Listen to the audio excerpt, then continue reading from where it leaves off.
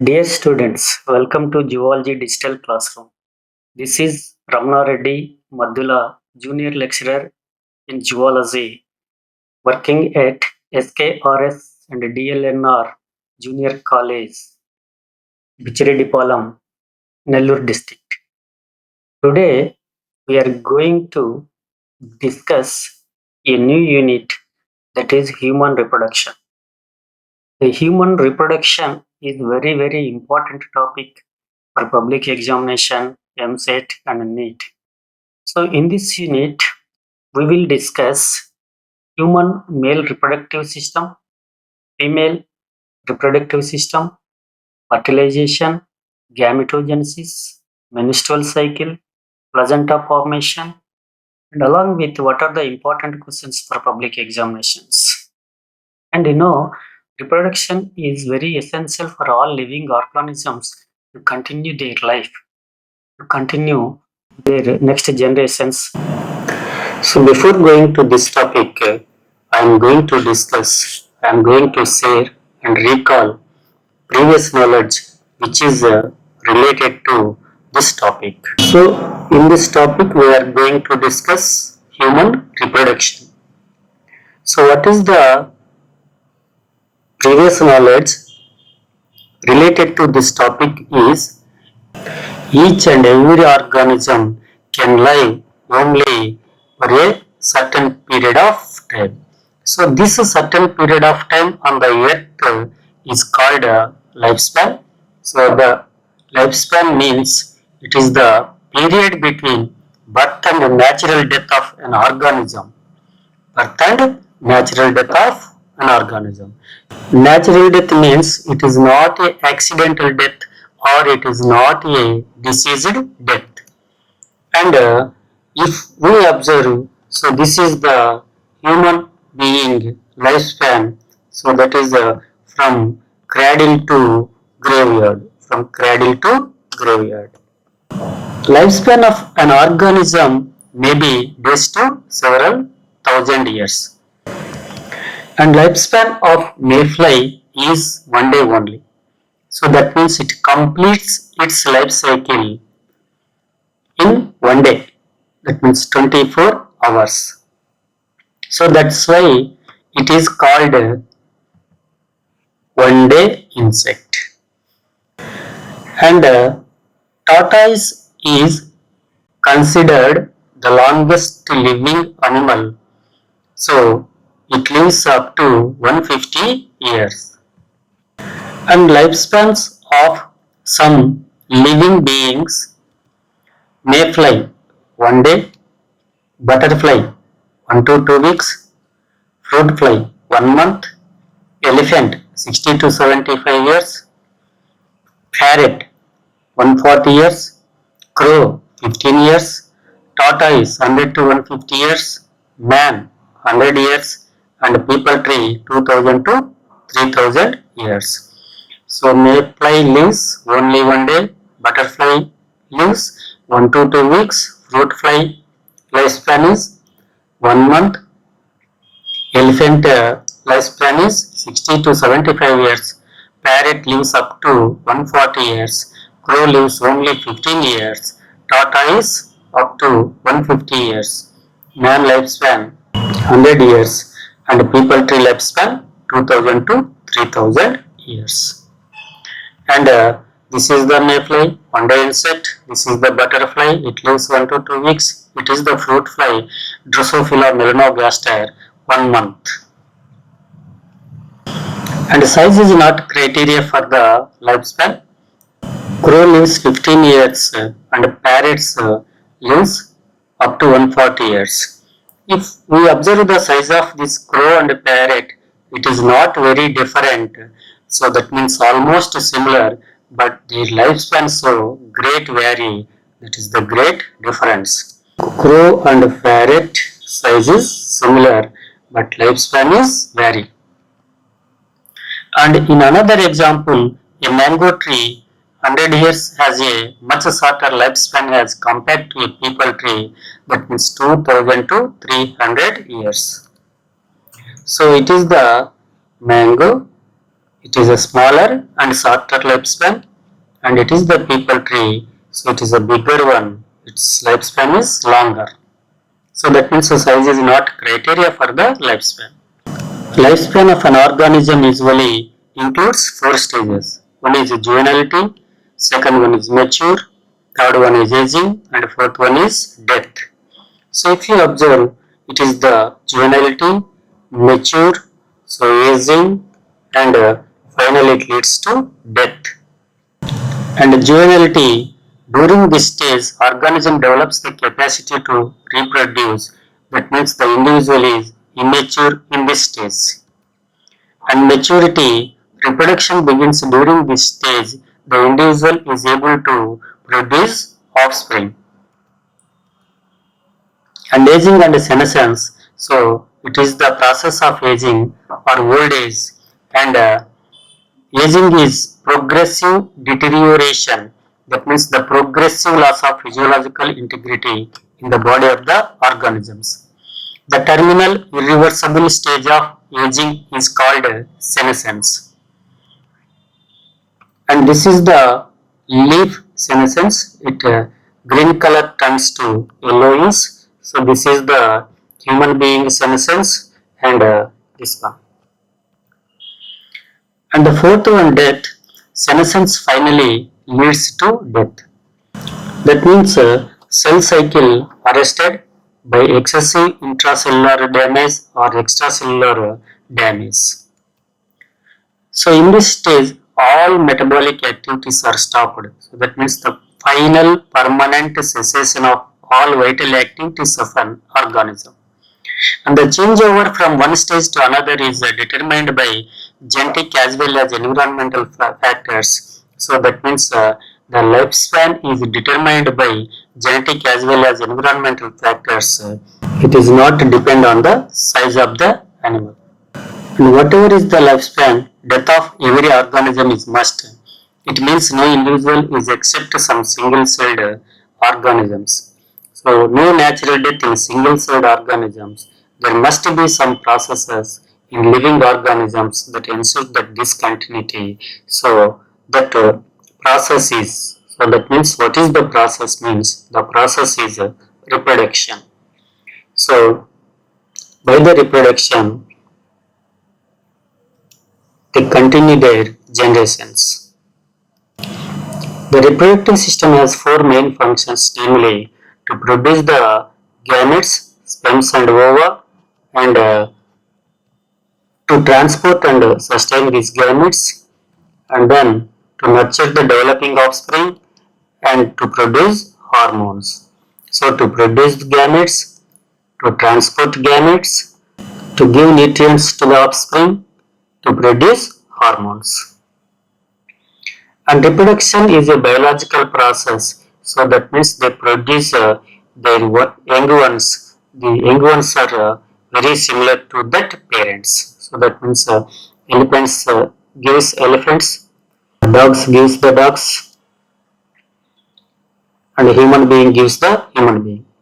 And then perpetuation of the race, that means continuity of the species. So that means generation after generation. So by the reproduction, it is possible. Reproduction is the fundamental characteristics of all living organisms. And this reproduction involves the transmission of genetic material from one generation to next generation in the form of chromosomes. And reproduction in organism is two types: asexual reproduction, so that means apomixis. Apomixis means away from the fusion of gametes. So that means simply without fusion of gametes. And by the asexual reproduction, the daughter cells are formed. These daughter cells are called clone because they are morphologically and genetically identical. So if you take branches of a tree, all branches are similar, so that's why the clone actually means branch. So in asexual reproduction methods, one is the fission. In that one, first one is binary fission. In binary fission, Again, irregular binary fission in amoeba, longitudinal binary fission in euglena, transverse binary fission in paramecium, and oblique binary fission in serasium. And multiple fission, zygogony and sporogony. So we observe this in plasmodium. And the plasmotomy. The examples are opalina and polymyxa. And the second one is the budding. So yeast, hydra are the examples. And fragmentation occurs in sponges and sea anemones, and zoospores, fungi and algae, and conidia, penicillium, and gemmins, hydra. So actually this is the previous knowledge. That's why I am not going to detailed study sexual reproduction. So that means with fusion of gametes. So generally the fusion of gametes are called syngamy, and then the isogamy, anisogamy, hologamy, conjugation. These are the methods. And the purpose of reproduction, continuity of species. So that means it maintains its species by the producing generations and generations, population organization. That means young population, adult population, and aged population. Variations. So by the reproduction introduces the variations, and due to the reproduction, life exists on Earth. Human reproduction. The human reproductive system is essential for the survival of the species. So that means the reproductive system is essential for the continuation of the species. An individual may live a long healthy life without producing an offspring. An individual may live a long healthy life without producing an offspring, but reproduction is necessary for the existence of a species. So without producing offspring, an individual may lead a longer life, but reproduction is necessary for the survival of the species or continuation of the species. And here the learning objectives of this lesson understands the importance and structure of the male and female reproductive organs and system. So you understand the importance and structure of the male and female reproductive organs and system, and explains the functions of the structures associated with the male and female reproductive system. Compares and differentiate the process of spermatogenesis and oogenesis. So you are able to compare, you are able to differentiate these processes, spermatogenesis and oogenesis. So discuss the changes in a female body during and after fertilization, and understand the changes in menstrual cycle and hormonal imbalance. Appraises and evaluate the role of hormones in the process of reproduction, and you understand and explains the events in pregnancy and fetal development. And human reproductive events. The first one, gametogenesis, formation of gametes, ova and sperm. So ova formation is oogenesis, and sperm formation is called spermatogenesis. So it occurs, that means oogenesis occurs in ovaries and spermatogenesis occurs in testes. So this is the ova and this is the sperm cell. And second one, insemination, transfer of sperm from male to female in copulation process. So the sperm cell enters into the reproductive tract in the copulation. Third one, fertilization, fusion of gametes and formation of gametes in fallopian tube. And fourth one, division of zygote.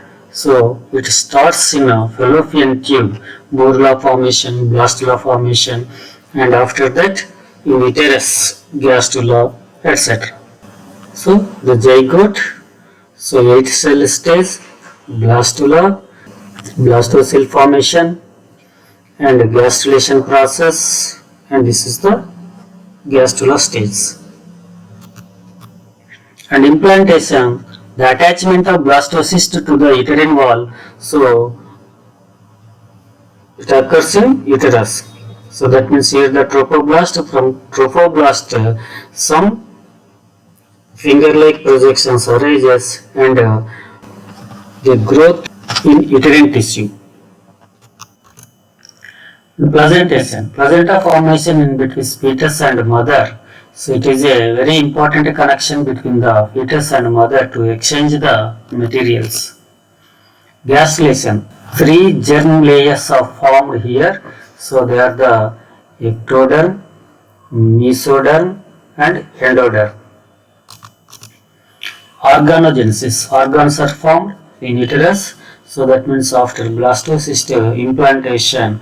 So 4 weeks development, 10 weeks development, 16 weeks development and 20 weeks and fully formed fetus. And gestation, so it is embryonic development in uterus. So from single celled embryo to fetus, fully growth fetus. And then parturition, delivery of the baby womb to outside. These are the human reproductive events. And the human male reproductive system, so it is the concept map. So in human reproductive system, we are going to study testes which are located in the scrotal sacs, and in testes, inside the testes, seminiferous tubules are there. So inside the seminiferous tubules, germ cells, these germ cells produce spermatogonia and finally sperm cells. And in between the germinal epithelium of the seminiferous tubules, Sertoli cells are present. They produce ABP, androgen binding protein, and inhibin. And in between the seminiferous tubule, Leydig cells are present. They produce androgens. And the seminiferous tubule form as a rete testis, a net-like structure. Then vasa efferentia. The vasa efferentia opens into epididymis. So the epididymis opens into vasa deferens, and the vasa efferens joins with a seminal vesicle duct and it forms as a ejaculatory duct and it opens into urethra. And next one, penis, copulation organ and accessory glands. So these accessory glands are the seminal vesicles, prostate gland and Cowper's glands. And the parts of human female reproductive system, a pair of testes. So in the testes, seminiferous tubules are there. The seminiferous tubules join as rete testis, and the rete testis opens into vasa efferentia.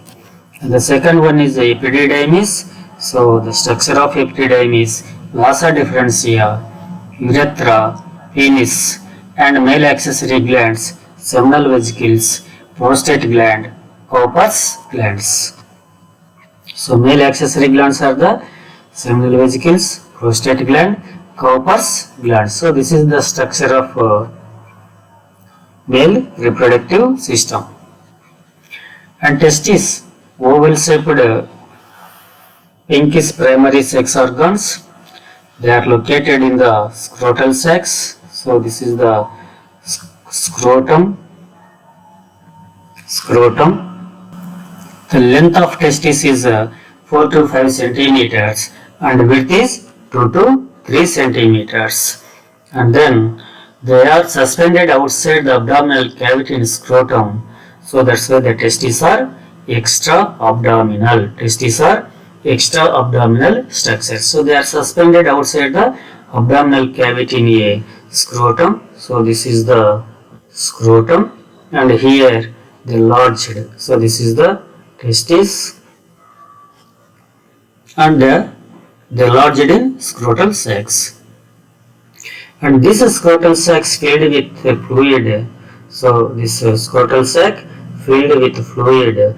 So this fluid is called hydrocele. And scrotum is a pouch of deeply pigmented skin. So this scrotum is a deeply pigmented skin, and it is divided into 2 parts by the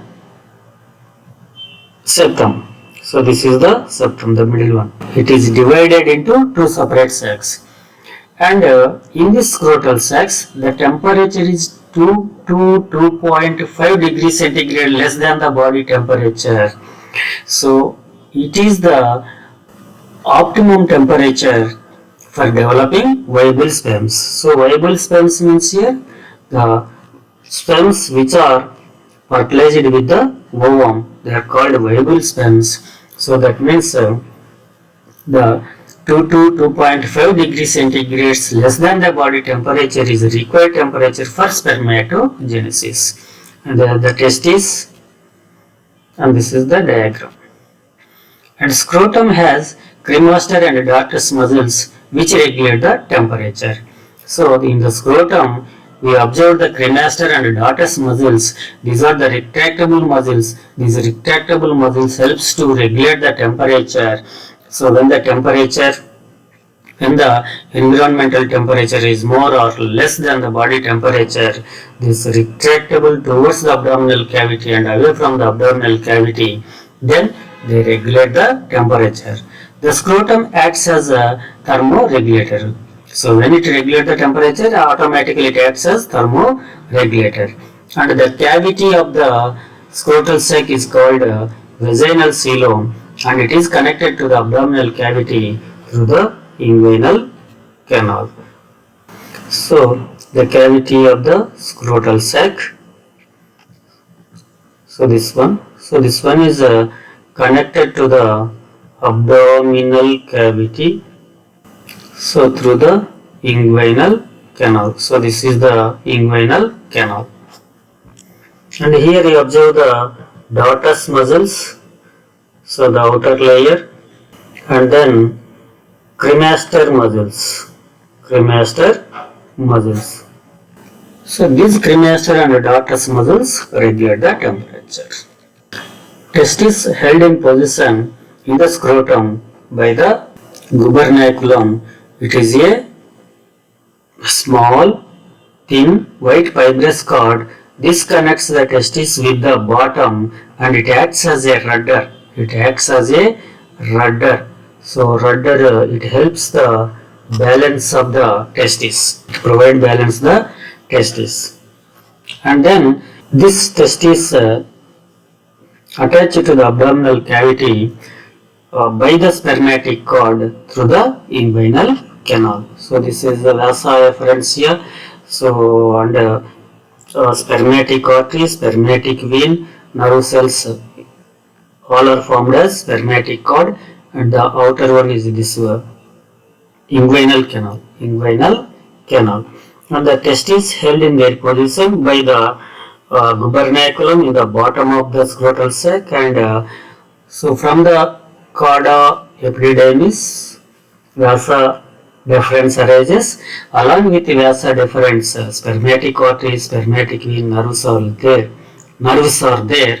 All are these attached to the abdominal cavity by spermatic cord.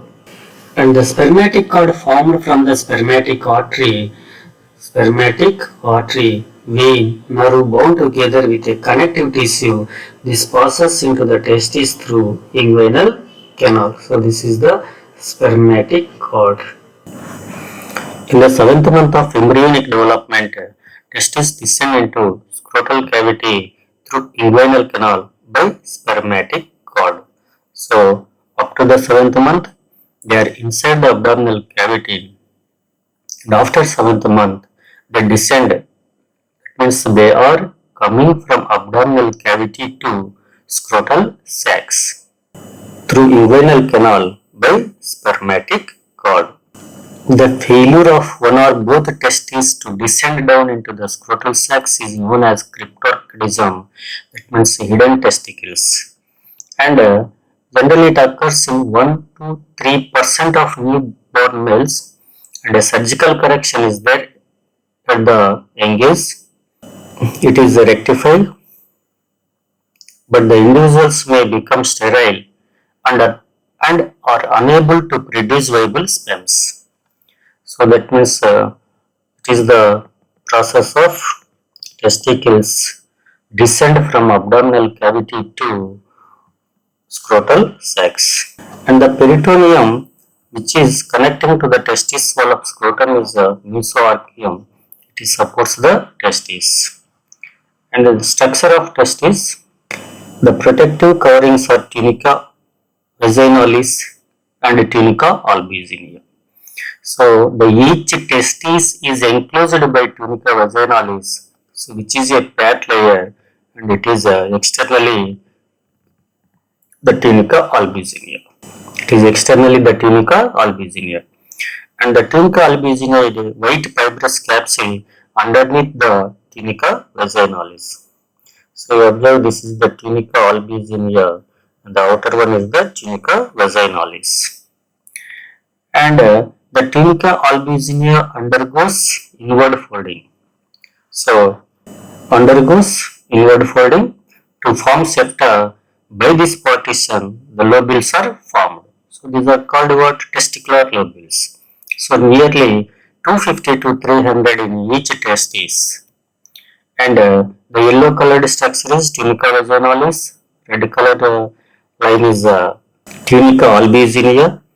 So it undergoes inward foldings and formed as a partitions. And the seminiferous tubules. So in each testicular lobule, 1 to 3 highly coiled seminiferous tubules are located. And these are the red color structures, all are the seminiferous tubules. And the wall of each seminiferous tubule lined by the germinal epithelium. So this is the germinal epithelium. It is the wall of the seminiferous tubules. So it is nothing but a stratified epithelium. The cuboidal cells of germinal epithelium cells called male germ cells. These cuboidal cells of the germinal epithelium we called male germ cells or spermatogonial mother cells or spermatogonia. So this is the structure of seminiferous tubule, and this one. So this is the germinal epithelium, and by this germinal epithelium, so these are the spermatogonium cells. So from this spermatogonium cells, primary spermatocytes are formed. From this primary spermatocytes, secondary spermatocytes are formed, and these are the spermatids which from secondary spermatocytes, and the final one sperm cells. And now the structure of Sertoli cells. In between germinal cells, towel and pyramidal nourishing cells are called Sertoli cells. So these are present in between the germinal cells, and they secrete ABP. So this ABP concentrates androgen in SFT, and it secretes inhibin also. It suppresses the synthesis of follicular stimulating hormone. So the APP concentrates androgen in seminiferous tubule, and it helps the spermatogenesis. And Sertoli cells provide nutrition to the developing sperms. So the Sertoli cells provides the nutrients for the sperm cells. And Sertoli cells, so these are called nurse cells because of they supply the nutrients to sperm cells, and they secrete ABP. So that means they helps in the spermatogenesis in seminiferous tubules, and they helps mature sperms in epididymis also. And inhibin, it inhibits the follicular stimulating hormone. So and lysozymes. So these lysozymes kills the defective sperms. And interstitial cells are leading cells. This is the endocrine portion of the testis. Endocrine portion of the testis. So the region outside the seminiferous tubules. So the region outside the seminiferous tubule. So if you observe this diagram, this is the seminiferous tubule. So this is the another seminiferous tubule. So this is the outside of this seminiferous tubules. So here this is called interstitial cells. So these are called interstitial cells of Leydig or Leydig cells. They produce androgens. So So what is the main androgen? Testosterone. It controls the development of secondary sexual characters and spermatogenesis. And leading cells. So to produce androgens, and androgens precursors of all androgens. And then the primary androgen is testosterone and the remaining are dihydrotestosterone, etc.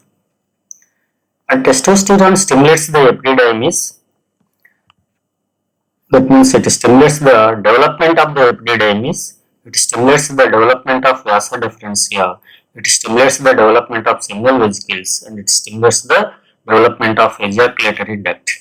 And dihydrotestosterone differentiation of urethra, penis, scrotum and prostate gland in embryonic life. So it helps to differentiation of urethra, penis, scrotum and prostate gland in embryonic life and stimulates the male balding, prostate growth and sebaceous gland activity in later life. And differences between Sertoli cells and Leydig cells. Sertoli cells present in between the germinal epithelial cells of the seminiferous tubules. Leydig cells in between the seminiferous tubules. And these are single and elongated and the Leydig cells are small groups and rounded in shape. And Sertoli cells provides sperm's nourishment and they secrete ABP, androgen binding protein. So it helps to spermatogenesis and maturation of the sperm cells. And inhibin, it suppresses the secretion of follicular stimulating hormone. So it is nothing but the negative feedback mechanism. Leydig cells. Leydig cells produces androgens. So the main androgens are testosterone and the second one is the dihydrotestosterone. So this helps to development of secondary sexual characters and secondary sexual organs. And rete testis and vasa efferentia. So that means the seminiferous tubule closed at one end. So here if you observe the lobule, so here the seminiferous tubule is closed. So that means at one end. And but another side it join as a network the rete testis. So this is the rete testis. All seminiferous tubules are here joined as a rete testis. So rete testis is a net-like structure, and this rete testis finally opens into vasa efferentia. Vasa efferentia. Many fine ductiles are there. So the rete testis open into vasa efferentia. And the function of testis production and secretion of sperms and hormones. And epididymis. So epididymis is a, so if you observe here, so these are the seminiferous tubules. All are formed as a rete testis and these are the vasa efferentia, fine ductiles, small ductiles and the remaining structure is called epididymis. So this epididymis is a long, narrow, highly coiled tube. It has three parts, caput, and the second one is the body part, corpus, and third one is the tail part, cauda epididymis.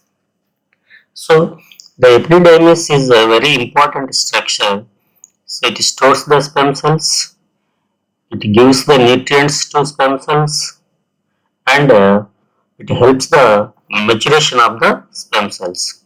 So epididymis, vasa efferentia opens into epididymis. It is a long, narrow, closely coiled tubule.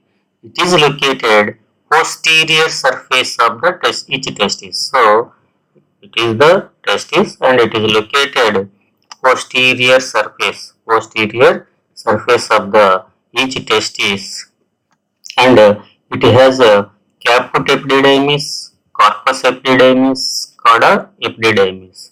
So that means caput epididymis, corpus epididymis, cauda epididymis. So this structure is a vasa deferens. and it stores the sperms, nourishes the sperms, and it gives the time to physiological maturation of the sperms. And this is the rough diagram of male reproductive system.